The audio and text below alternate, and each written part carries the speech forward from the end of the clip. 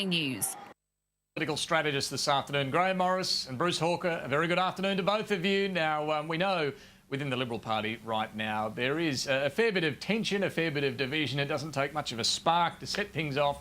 Grahame, to you first on this leaked secret recording of Christopher Pyne talking to Liberal moderates on Friday night after the big opening dinner of the Liberal Federal Council meeting. What do you make of all the furore over this? Did he say something there that really did reveal the hand of the moderates to undermine the plebiscite process for gay marriage? Well, I suppose the first one is that Christopher was talking in a room full of mates and one of them wanted to see how he'd go without any kneecaps. Look, this has hurt Christopher. It has caused division at a time when the government has really had a good 10 days, really good 10 days. And now we get back onto this, you know, the gay marriage stuff. And for no reason. The policy is not going to change. This group of men and women in Canberra is not going to do anything about having a vote until the people have a vote. There will be a plebiscite if the coalition remains in power, and then the Parliament can have a vote. That's what's going to happen. And is it possible that's all now, Christopher Pyne was talking about there, that when he says it may happen sooner than people think, gay marriage, the plebiscite might actually somehow magically get through Parliament? Or do you think he's talking about something else? No, but you know, maybe my view is that it won't happen in the next 25 years. Maybe Christopher's thinking the next 20 years. Maybe that is what he meant.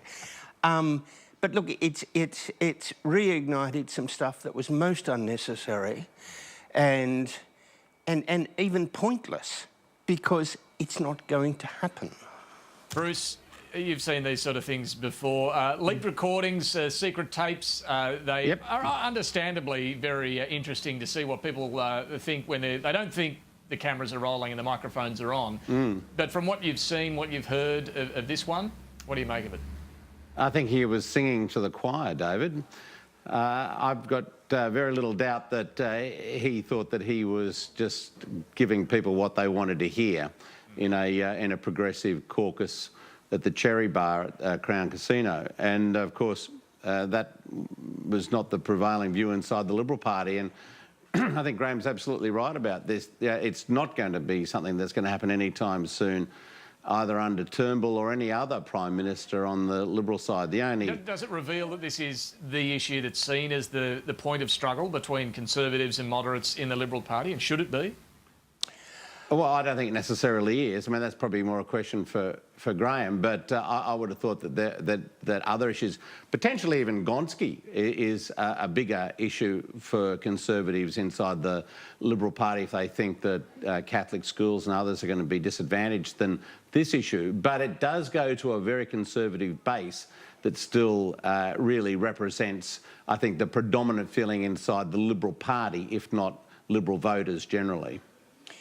And it's not just the Liberals. It's in Canberra we've got a coalition, and holding the National Party on this is sort of important.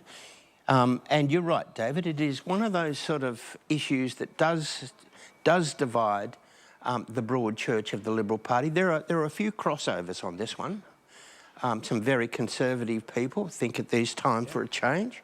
And some, you know, some more moderate people think, oh, I don't think the electorate's ready, and the National Party's a million miles away from having a change. But the prevailing view by a long way is that we're not real keen on this at all. And anyway, let the people have a vote and give us a bit of guidance on it. Otherwise, I think if this went straight into the Parliament and there was a decision, I don't think the electorate would wear the decision. Well, and so for those moderates who do passionately support same-sex marriage, Warren Entsch, Trent Zimmerman, Tim Wilson, etc., Grahame, are you saying that they really just need to sit tight on this? They can't expect any movement this term? Well, it's a little like the referendum on Indigenous recognition. You know, all of those people who want the gay marriage and whatnot ought to be out there now trying to work out what the question would be and what the exemptions are. And let me tell you, David, the no case has not yet started. And until all these geniuses who want this can say, well, what are you going to do? Are the churches exempt? Are the ministers exempt? Are the people who make the flowers exempt? Is the person who controls the country hall in the middle of nowhere, can they be exempt? There are all of these sort of things have got to happen before we get to any blinking vote. But I think the other point, though, from Labor's perspective is that they're in the happy position of being able to say to swinging voters out there, well, support Labor at the next election and you'll get it done. Yeah. It's a problem for the Conservatives more than for Labor right now. Yeah, and look, I think some of those issues Grahame raises were, they tried to deal with those in the committee that Dean Smith led anyway, but without getting into the ins and outs of all of that, let's move to the Greens. Well, we've got similar divisions there. In fact, potentially more serious, quite frankly, because you've got Lee Rhiannon's been censured twice already by the Greens party, as Adam Gartrell reminds us in Fairfax this afternoon, over a couple of issues. Now the question is, do they censure her again for last week campaigning against the Gonski deal while the party was trying to negotiate a deal? Or do they do something more serious? Do they boot her out of the actual caucus in Canberra? And how would that work? I mean, the New South Wales division that she represents has a lot of financial clout within the Greens. Apparently they make up 30% of the funding or something. Bruce, you first on this one. What should happen here? Well, of course, they refer to Lee Rhiannon, her ilk, as the watermelon Greens, green on the outside and red on the inside, and that pretty much really is what she is and what she represents. And of course, it goes it sits very, very uneasily with, I guess, your mainstream Greens and even the so-called blue Greens, who are a little bit more on the Conservative side. But she's not on her own, is the point. There is obviously a strong New South Wales division, financially strong as well, right behind her on this. Indeed. But if I were them, I think I'd bite the bullet and get rid of her once and for all, because she is a thorn in their side. I don't think she really represents Green values at all. I think she represents the old Communist Party views. She was closely aligned to all that before the Communist Party fell apart back in the 1980s, and she still adheres to all that. Now, that's her business. If they did split on this, what would happen? I mean, Grahame, is there a prospect of that happening, and how would that shake out? Would you have the more progressive Greens led by Richard Di Natale, and then some fairly hard left grouping around Lee Rhiannon? Well, there would be, but look, everyone talks about the Greens and whatnot being sort of fairies at the bottom of the garden. She's got her own toadstool down there, the blinking dung heap. Look, she has a little bit of support, but most Australians, if they ever listened to her properly, would think that there's probably a special planet for her, and it's not Earth. Yeah. And can I say this also? When the Greens get into trouble, particularly against canny players on the Labor side in the inner city seats, people like any number of the inner west sort of campaigners, it always comes down to sort of really hard left policies that they'll pursue and espouse and try to get through local councils, which usually relate to Palestine or some other policy, which people like Anthony Albanese can then jump on and say, this is really what we're up against here. These people don't represent the grassroots Bruce at all. is right. And, no nuclear weapons in Balmain. Oh, really? Yeah. Oh. I think it really undermines the Green vote at critical times, and at one level, Bruce, maybe they should be. Just sitting here, Labor must be loving today. Seriously, you got the Greens tearing themselves apart. You got the Liberals tearing themselves apart. It's not a bad day for Labor when that's the case, trying to carve its way through the middle. Well, upside down world. Yeah, that's right. Upside down world indeed. But Wayne Swan, let's get to Labor Party. He's back from the US. He's been meeting with Bernie Sanders over there. He's not saying let's embrace the policy script, but there are a few ideas he's thrown into the mix that do have that ring about them.